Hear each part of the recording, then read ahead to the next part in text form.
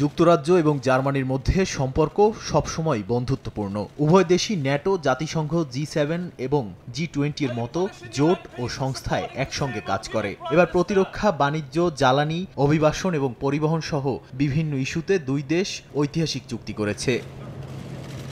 German chancellor Friedrich মের্জের প্রথম যুক্তরাজ্য সফরে দুই দেশের সম্পর্ক মজবুত করতে বেশ কিছু গুরুত্বপূর্ণ বিষয়ে দ্বিপক্ষীয় চুক্তি সই করেছে।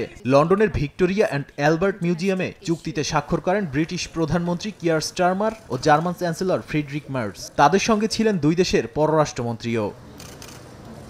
চুক্তিতে প্রতিরক্ষা, বাণিজ্য, জ্বালানি, অভিবাসন এবং পরিবহন সহ নানা খাতে যৌথ উদ্যোগের কথা বলা হয়েছে। দুই দেশ যৌথভাবে ড্রোন, এআই প্রযুক্তি নির্ভর অস্ত্র তৈরি এবং উৎপাদিত টাইফুন যুদ্ধবিমান ও এর যন্ত্রাংশের রপ্তানি বাড়ানোর চুক্তি করেছে। পাশাপাশি যোগাযোগ ও পরিবহন দ্রুত করতে যুক্তরাজ্য ও জার্মানি একটি নতুন রেলপথ স্থাপনের ঘোষণাও দিয়েছে।